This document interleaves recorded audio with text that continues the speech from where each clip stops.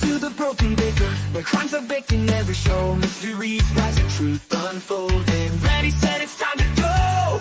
We say it's time to go. Whispering truth, battering news, mixing stories, solving the lies. In this kitchen, secrets are broken, with a spark in our eyes. In the broken baker's kitchen, the secrets crumble like sunrise. We'll sift through clues to find the rules, with a spark in our eyes. In broken rise, broken rise.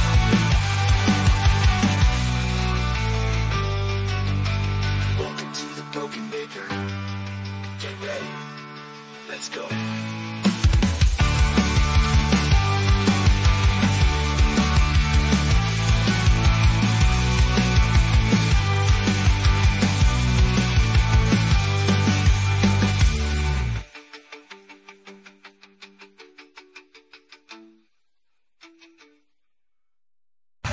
I'm Jimmy. How y'all doing?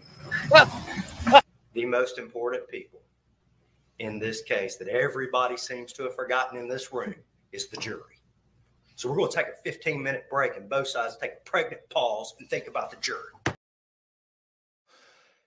Good morning, good evening, good afternoon, whoever you are, whatever you are, what if any you might be. And welcome to Breaking News. I was in my bed and said, nah, it'll wait till tomorrow. But I thought, no, this is actually one of the bigger things in the Sarah Boone case. And again, there's nothing tomorrow. I could have waited till tomorrow, but I think you'll understand why I like to get it out there, because earlier today when I was reading the papers and yesterday when I had Jess and Jamie on, we were talking about, did she push him down the stairs, or what have happened was. We might have an answer for that now, because we have motions filed. The first motion is regarding the parts of the interview that the defense is going to take out. I'm going to read that first so people have a little time to filter in. And then we're going to go through. The state wants the judge to take battered spouse off the table, that they will not be allowed to talk about it until Sarah takes a stand. And they both cite case law and the two affidavits from the doctors who interviewed Sarah in connection with her battered spouse defense, which is one she made up now, a couple of years into it. And no, I'm gonna hide. I'm gonna tease you. I'm gonna drag it out, because if any of these two doctors are called to the stand,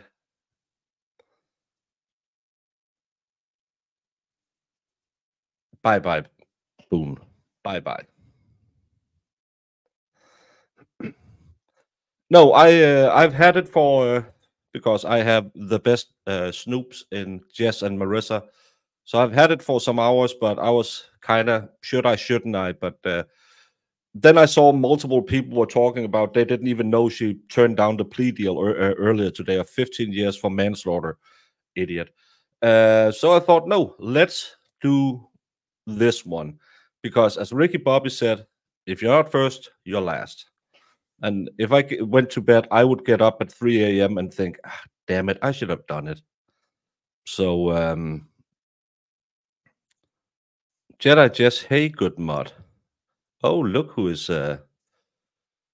trying to butter up her biscuits. No spoilers, Nikolai. But first, we have the state's response to the motion in limine about Defendant's February 25th, 2020 statements. The state does not object to the defendant's request regarding pages 69 and 71. I can't tell you what's in those. The state does object to the defendant's request regarding pages 53, 55, 56, and 92. Bush v. State 295 SO 3D 179 FLA 2020, Florida 2020. The statements are designed to elicit responses from the defendant, and they did. They are not statements regarding the law or an ultimate issue of fact for the jury. At issue is whether the death was an accident, as she continuously insisted is the case, even as recently as October 1st, 2024, not whether she caused his death. So these are the statements made by the detectives that she killed him.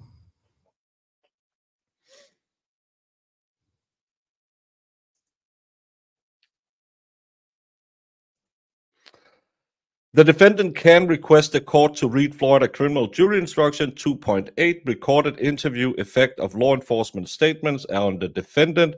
It reads as follows. You are about to watch a recorded interview that contains opinions and statements by Detective Copsall and Lowen to Sarah Boone.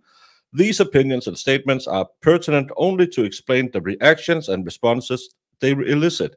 You are not to consider these opinions and statements by the police officer as true, but only to establish the context of Sarah Boone's reaction and responses.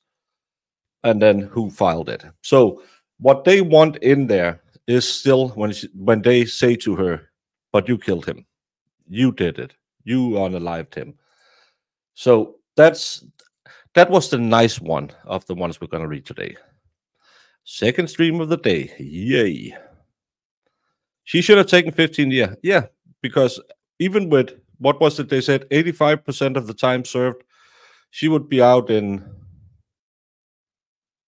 8, that's 12, and then a half. She would have been, she's been out in 12 and a half years, right? Kitty Kate. Breaking news. Well, kind of breaking. So is Leonardo DiCaprio with all his girlfriends. Hey there. Yeah, I shouldn't stream as much. I say stupid things when I read something, but love to pop over to AJ. She's a fun one.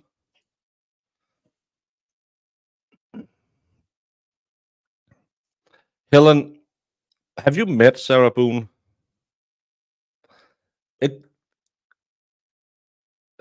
Because it would have, she would have had to admit that she did something wrong, and she couldn't do that.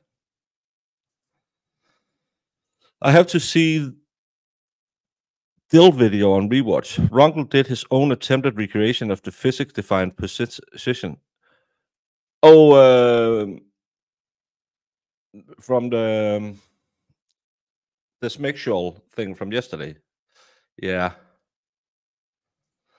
Hey, Jamie, please don't laugh.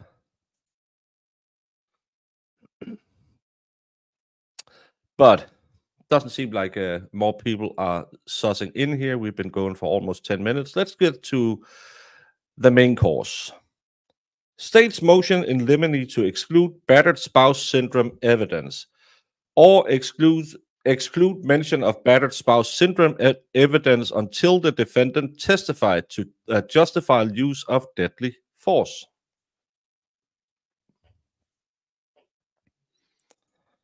Yeah, just to spite her face. Would I? Yes, I always say if you can get away with 15 years and you'll most likely end up in prison for life, I would take it. I've seen enough cases to know that even though you have a good case, ain't gonna work. Introduction. The defendant has filed a notice and an amendment notice of her intent to rely on battered spouse syndrome evidence in this case. Battered spouse syndrome is not actually a defense to a crime.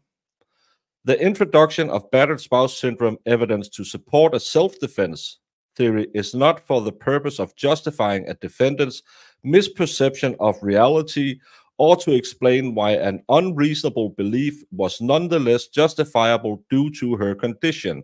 Rather, the Florida Supreme Court has sanctioned the use of battered spouse syndrome to show why the defendant's actions were reasonable, to show in spite of a reasonable perception of danger from the battering spouse, the battered defendant would remain in the home with her batterer, where she may resort to the exertion of force against him to prevent imminent death or great bodily harm. And this is probably the most important part. It needs to be imminent. Imminent. Maybe she's used to being locked up and has 3 huts and a cot and she doesn't want out. Could be. Could be. I am up late, but I needed to get this out of my system. I was in bed already. Her clothes, yes. Her makeup, no. But she already had her clothes, but she hasn't had her shackles removed. But this morning, the prison denied her the shoes they had brought her, which we didn't understand why. And the case law is Criendo v. State. Facts. The defendant has presented several accounts of what happened on February 23rd. She made a 911 call approximately 1 p.m. on February 24th. She spoke to a patrol deputy on body-worn camera shortly thereafter, provided a statement to detectives a few hours later on February 24th, and provided a second statement to detectives on February 25th. The defendant, this is a defense witness, retained Dr. Julie Harper as one of her battered spouse syndrome expert in 2020. Over the course of the next several years, Dr. Harper interviewed the defendant about the events on February 23 multiple times. Exhibit A at the hearing on this motion will be Dr. Harper's deposition, which was taken on October 1st, 2024. So they've been working right up till the case starts. The state would direct the courts to pages 35, 37 to 39, 41, 42, 44, 47 to 50, 52, 54 to 56, 60 to 6 to 67, 80 to 81, and 95 of Dr. Harper's deposition for the defendant's statement about February 23. So this is her witness who had given a deposition that the state will use. Hey, my pal, been a minute. I seem giddy. No, for those of you who, not like Nikolai, who has read ahead, I just want to see a reaction. She looked good in that color blue. It's the same color blue she had on in prison. I swear I was just going to use the Ricky Bobby quote. I'm late to chat. You're not first, you are laughed. So, Baker, did you say you were in bed thinking about Sarah? Lorelei, I always think about Sarah. When I touch myself. What? The state retained Dr. Tonya Werner as its battered spouse syndrome expert. Dr. Werner evaluated the defendant on October 2nd, 2024, and Dr. Werner was deposed on October 4th, 2024. Exhibit B at the hearing on this motion will be Dr. Werner's deposition. The state would direct the court to pages 75 to 79 of Dr. Werner's deposition for the defendant's statement about February 23. So not that much in that deposition. The state is not asking the court to make any credible determination about the defendant's statements to the doctors. That would be for the jury to do, in the full context of a cross-examination with the defendant's statement to law enforcement. What the state is asserting is that as a matter of law, what the defendant told the doctors do not entitle her to a self-defense instruction, nor does it entitle her to introduce evidence of prior instances of violence, reputation evidence of the decedent's violence, or battered spouse syndrome evidence to help the jury understand why what she did was objectively reasonable.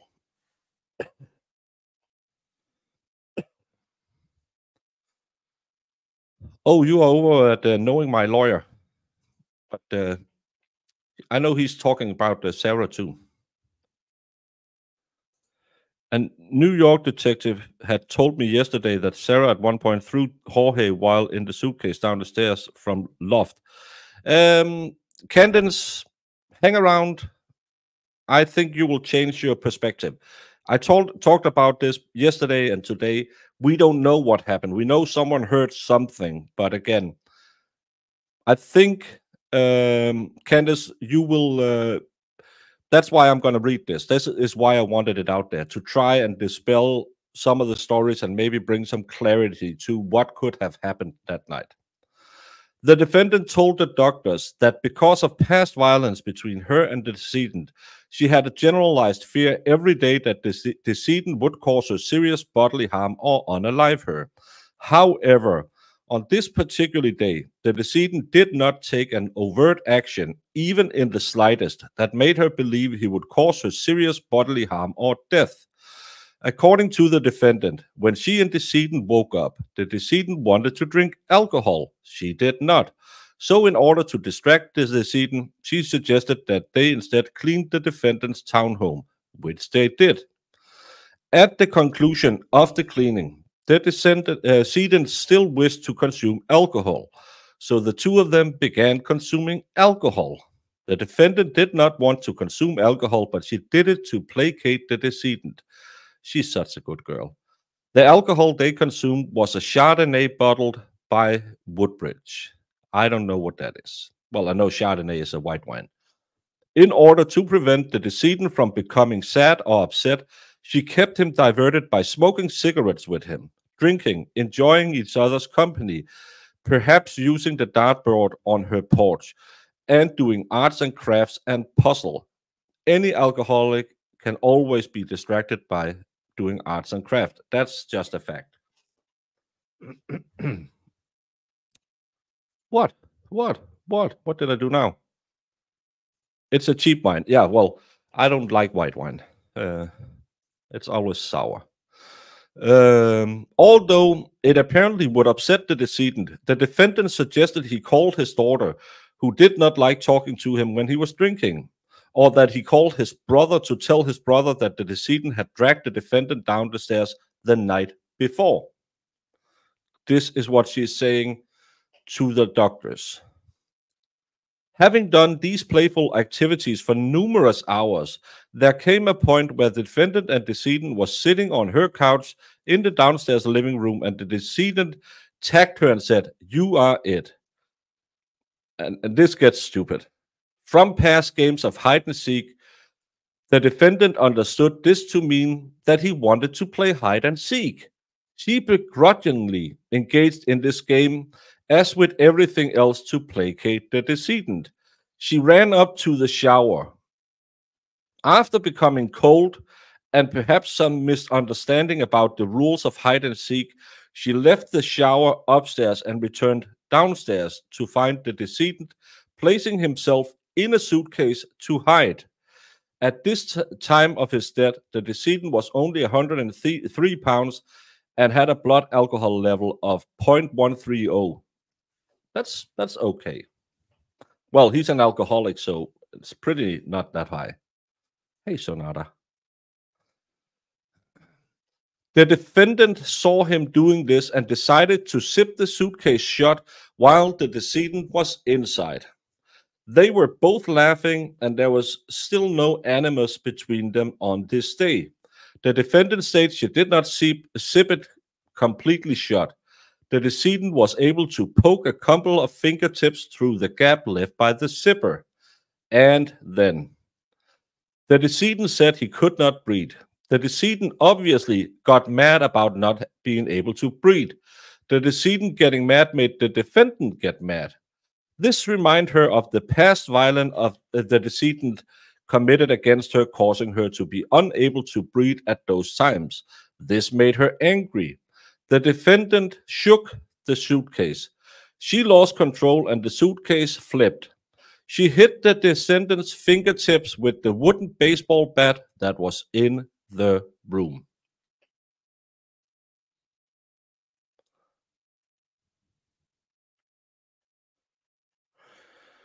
Now, after having committed the independent forcible felonies of aggravated assault, aggravated battery, and non-forcible felony of false imprisonment, the defendant believed the decedent would kill her. Despite believing the decedent would kill her, the defendant flipped the suitcase over so it was right side up, and she believed the decedent would be able to let himself out. The defendant's specific intent was for the decedent to feel like what it was like for her to choke and not being able to breathe. She intended for him to feel this for 2 minutes and believe he would let himself out. And when that happened, if she died, she died. She did not intend to kill him, and she did not believe that leaving the decedent in the predicament she placed him in would kill him. His death was an accident.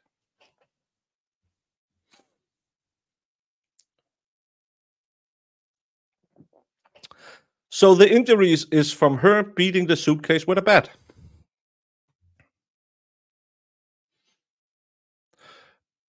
She shook the suitcase, then she dropped it, beat his fingers with a bat, at least his fingers, and then flipped the suitcase back over. That's probably what the neighbor heard. What sounded like someone going down the stairs. Because she said he could poke his fingertips out. But again, it makes more sense if you think about the injuries to his back and the side of his skull. Remember, this is what Sarah told the battered spouse experts, because Sarah read a book or talked to some inmates who said, "Hey, have you tried battered spouse?" And she said, "What's that?" That's why you're so afraid, because he's so mean to you that you had to do it. But the problem is, she didn't unalive him. She left him there. So that's not battered spouse. Battered spouse is just a self-defense. It's an imminent unaliving. It's not something you can just say, well, I'm just going to leave him in there. Oh, by God, he passed away. Well, guess it happens when you battered spouse someone. Legal analysis. Battered spouse syndrome evidence is inadmissible if the defense is an accident rather than self-defense. Wagner v. State. The defendant's testimony is that she intentionally zippered the suitcase out of levity, and while kidding around with the decedent doing a friendly game of hide and seek, then when the decedent informed her that he could not breathe, she intentionally decided out of anger to make him feel like he's trapped in there for a couple of minutes while she beat and shook the suitcase and hit his hand with a baseball bat. This is aggravated assault, aggravated battery, and false imprisonment. She stated that she flipped the suitcase right side up, saw that the decedent could get 2 fingertips through an opening, and she then went upstairs to bed, believing he would be able to get out in a couple of minutes. She had no intentions to kill him, no intentions to leave him trapped inside the suitcase, and she did not even comprehend that he could die from this. The defendant is thus still saying that the decedent's death was an accident, and she is not entitled to an instruction on self-defense or to supplement a self-defense case with reputation evidence, specific instances of past violence, or battered spouse syndrome evidence. Lance v. State. The defendant's statement that she perpetually lived in a state of fear of the decedent is not sufficient to allow for self-defense instruction, and all of the ancillary evidence of reputation testimony, specific acts of past violence, or battered spouse syndrome testimony. However, before a defendant may introduce evidence of the victim's character, he must first show that there was an overt act by the victim at or about the time of the incident that reasonably indicated a need for self-defense. Holland v. State. Quoting Quintana v. State. Quoting Williams v. State. Quoting Reed v. State. Rudin v. State. Victim hit defendant with a 2-inch wide, 4-foot-long stick in the hand, causing only minor injuries, did not justify defendant's use of deadly force. Comparing the facts of those cases, it is clear that there was not even the slightest overt act by the decedent in this case. Prior to the defendant committing aggravated assault, aggravated battery, and false imprisonment, there was no imminent threat from the decedent. State v. Woodson, Morrison v. State. You can't just attack somebody as they walk into their front door and slash their throat with a knife because 2 days prior they sent you a threatening text messages. If this evidence is improbably admitted, it would be a departure from the essential requirement of the law, which would result in irreparable harm that cannot be corrected by a post-judgment appeal. Roberts v. State. The state acknowledges that the defendant is entitled to change his story yet again. So if the court does not exclude this evidence now, the defendant should be barred from mentioning battered spouse syndrome evidence until the defendant testifies to something that is justifiable use of deadly force. Ladd v. State. Battered spouse syndrome evidence probably excluded until defendant testified when that's the only source of information for the defense. Medina v. State.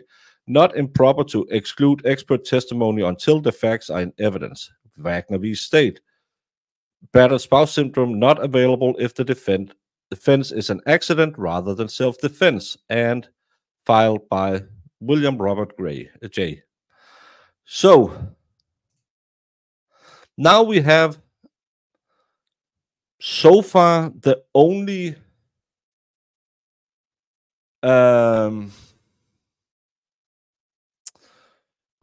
explanation what happened that night, that the hide and seek, I don't know why she got cold running in the shower unless she turned it on.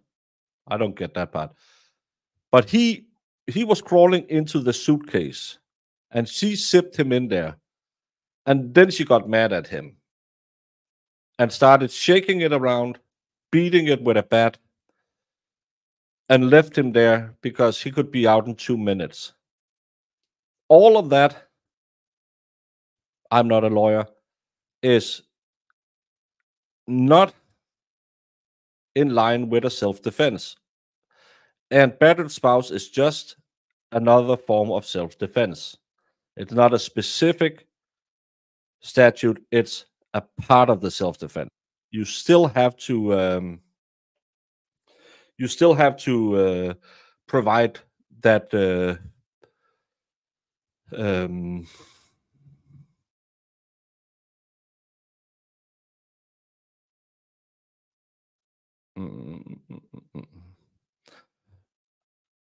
I think you're wrong, Jess, because the judge said 22.5 years.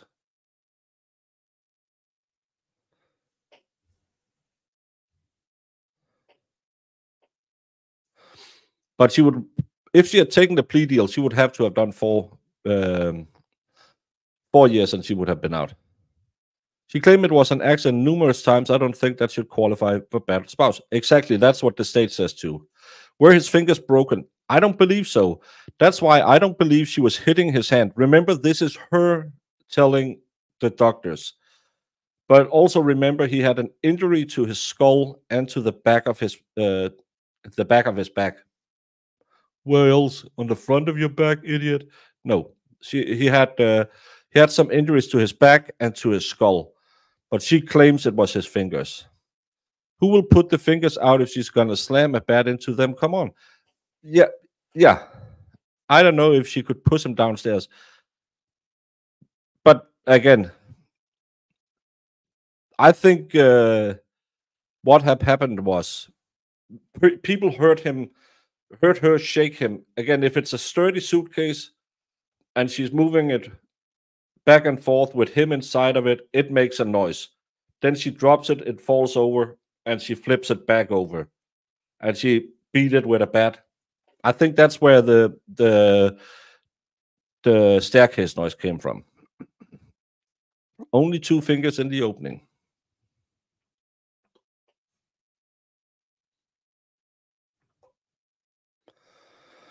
Come on now. Giggity, giggity, giggity. What a psycho. Yeah.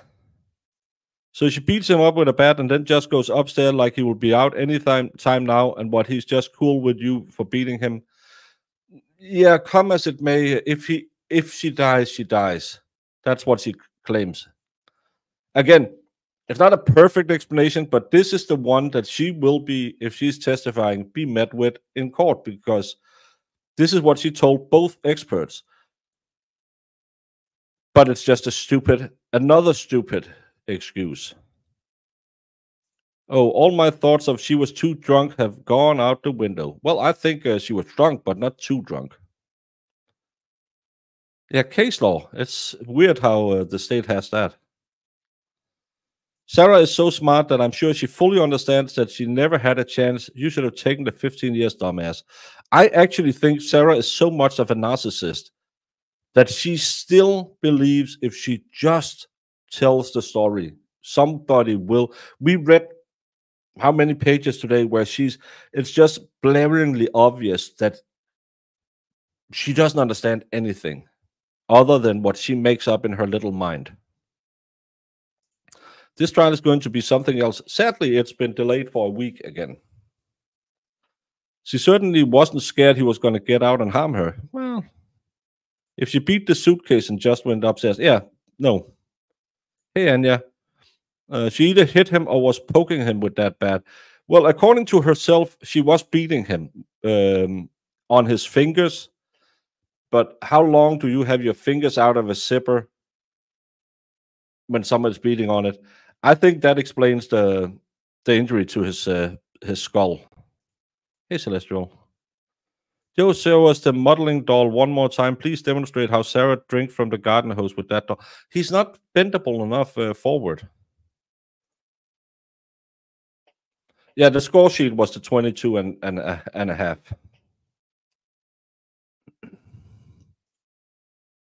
You don't understand HIV? HIV? Me? She smacked his finger with a bat, maybe, or his body. I don't understand how the guy only weighed 100 pounds. He was an alcoholic. A lot of them don't weigh that much. Oh, there was injuries to his hands. Thank you, Case 1. Thank you so much, Celestial. It was a hard work setting them up. He's always made the Jamaican props at him, but he wasn't Jamaican and all zipped up with his own problems.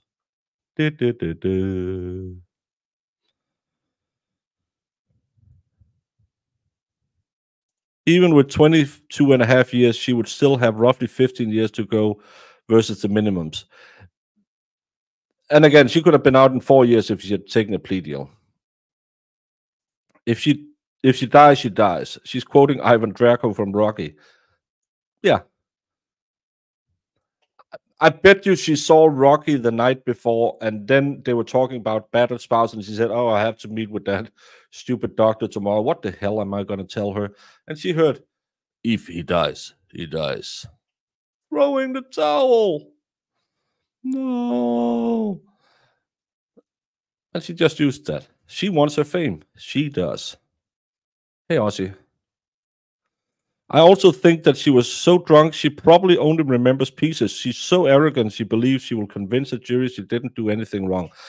I think you're right there, because I think that's why she wants her phone, because she can't remember what happened.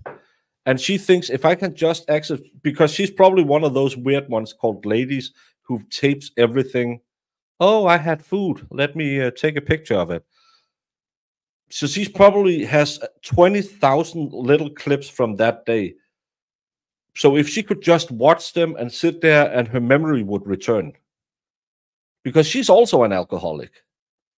And I think she has a lot of spotty days where she can't remember anything. But then she can go through her phone. And I bet you that's why she wanted her phone, so she can sit there and construct a story about, well, you can clearly see here we are playing darts, and oh, there's 10 minutes gone. He beat me in those 10 minutes, or something like that, because she needed something to reconstruct her memory, because she doesn't have a memory of what she did. You can tell the way she reacts when they play the videos in the interview. she gets real uncomfortable.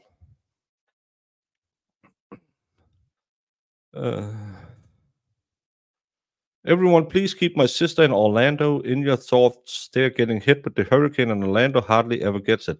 Yes, everyone be safe out there. Yeah, it's a crazy one. She's gonna be hoping for acquittal or manslaughter and getting the minimum of 9.25 years. But no lawyer would blow that much smoke up her behind that she could get away with manslaughter with the least amount of time. Because that video shows she wanted it to happen. And now she's claiming the battered spouse self-defense. And then she testifies that she did it unintentionally, that it was an accident. Yeah, you would have been better off with that and get the manslaughter. Just admit it from the beginning instead of going with, no, I killed him. Because self-defense is, I did it. I had to do it to protect myself. That's self-defense. So you admit you did it. She could just have said it was an accident. Taken the 15 years, been out in 4 years. Now she's most likely going to spend life in prison. Because anyone who have seen... Let me ask you that. Let's do a poll. We're not that many today. Only 100 people. So we can do a fast poll.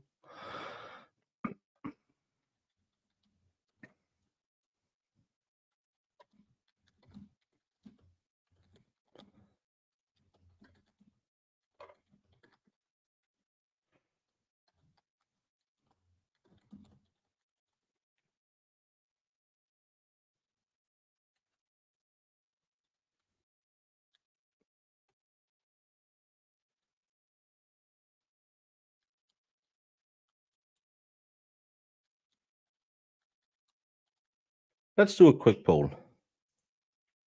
about the videos. How do you feel about the videos?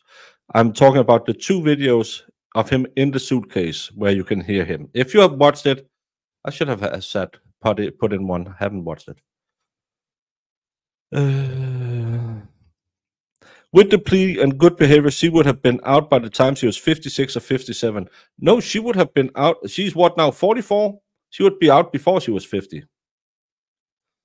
Because it's 85% of the time, and just made the math for me. 15 years with an 85%, you have to do 85% of the term. That's 12.75 years. No, she would be 52. Sorry. Yeah, she would be 52 when she got out, because that would be 8.75 years she would have to do now if she had taken the plea. 8.75 years. So she would have been out in her early 50s. Someone said that Sarah has an endorsement from Samsonite Locket. Zipper so strong they'll make you take your breath away. Too much booze this weekend. Marissa, did you put your husband in a suitcase? We're a close group. You can tell us.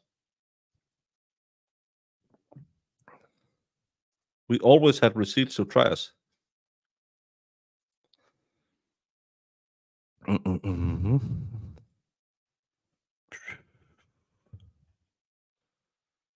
Her lawyer doesn't have to lull. She equates not intentionally with completely innocent.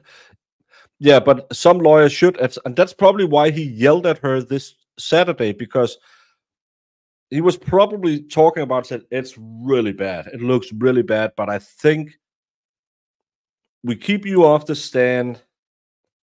We try to get in that he used you as a piñata.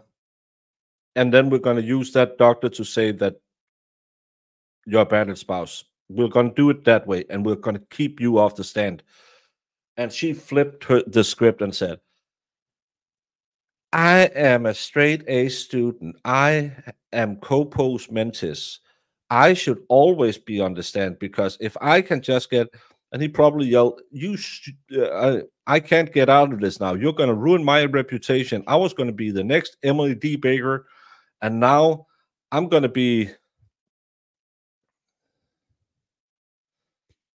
a bigger crash than Boogie on the YouTubes.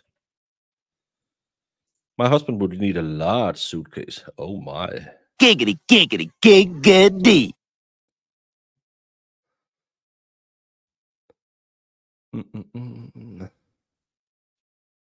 Every lawyer has tried telling her. She doesn't want to hear it. That's why they're dropped. Yeah, and this guy is stuck with her, and that's probably why he was yelling at her. Phillies playoff game. Sarah Boone was in a controlling, codependent relationship with Jorge. To ignore the nature of their sexual relationship is also ignoring the elephant in the room. She was dumb over him both wrongs. I don't know if it's at that point, is it really sexual? It's just it's an emotional dependency on each other, and you could see it every time she had him dragged from the house, because calling the police and sending him to prison so she can go pick him up is also a controlling mechanism. See, I can do this to you every single day, so you better behave. But she is emotionally dependent on him, because whenever the police then arrest him, she wants him let go even before they take him away. So I don't think there's sexual things with these two, because when you're that drunk all the time, I don't think we all had a little whiskey, and but I think it's an emotional domineering position she had. Nothing other than she talked to the experts and says she shook the suitcase around and she beat it with a baseball bat.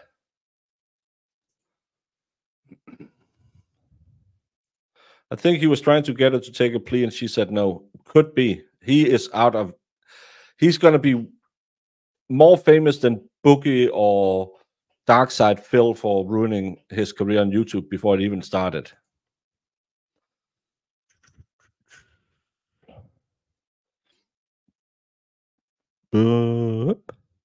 Yeah, she would control him, and yeah, and that's what I'm saying. They had those, and we see that in a lot of addicts. They had these weird, codependent, crappy relationships because they can't break it, because it's part of their habit of being addicts.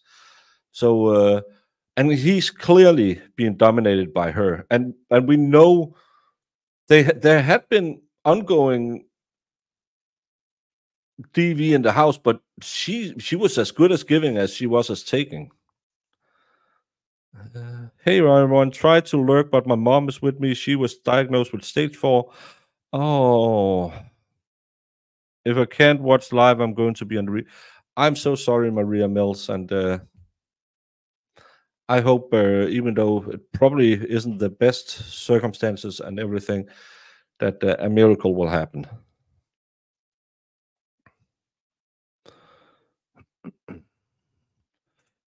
Yeah, she talked to the expert. You have talked to the expert. Why would anyone talk to the expert? Baker is now wanted in the US. I see the rubber duckies over there. Bukaki will be at my house, and you will pay for it, Scott, because you're a taxpayer in Massachusetts. So he will come here and ask me what that's all about. No, they just want it out of here instead of having to do this circus, and they don't really care. Jorge, not an outstanding pillar of society. If she gets 15 years and she goes away and they don't have to waste $1 million on a trial, they'll be happy. What do they do with prisoners in hurricanes? I can't imagine they have a lot of people coordinating an evacuation for them. Isn't prisons normally built pretty sturdy? At least the expert understand why no one should talk to the expert. He flew to California. I am right now, if I were a betting man, I would say there's a 70% chance she will testify. And I have to see how she interacts with her lawyer before I say if it goes up or down.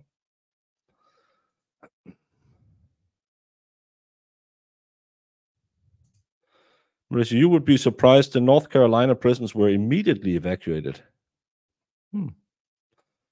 Thank you, Katie. Let's do the poll before we do the going to bed part. How did the videos make you feel? Sorry for George. 91%, nothing 5%. I think it helps her 3%. It's always 3%. I'm turning into court TV. 59 votes.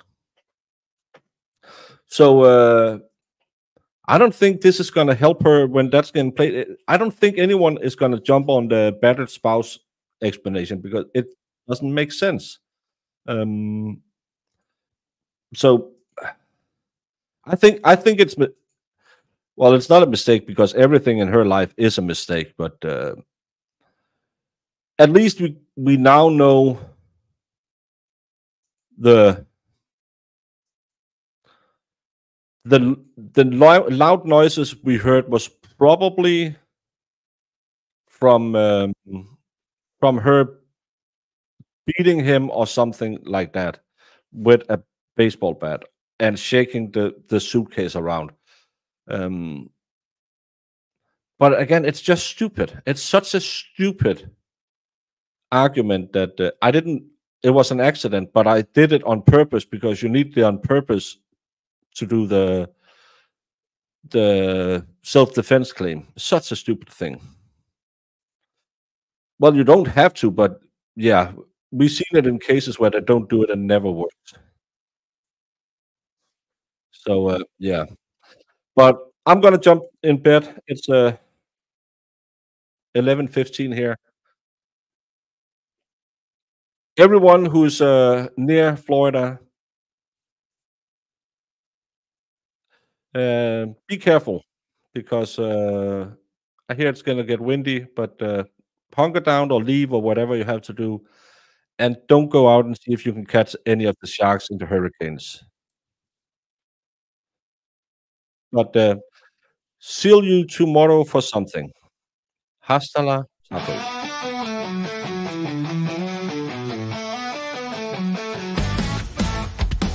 What exhibit are you referring to? I'm going to make this 100, Your Honor. All right. 100. 100. Because it is 100% 100%. correct. So you literally built a cannon? Yeah, it's pretty awesome. All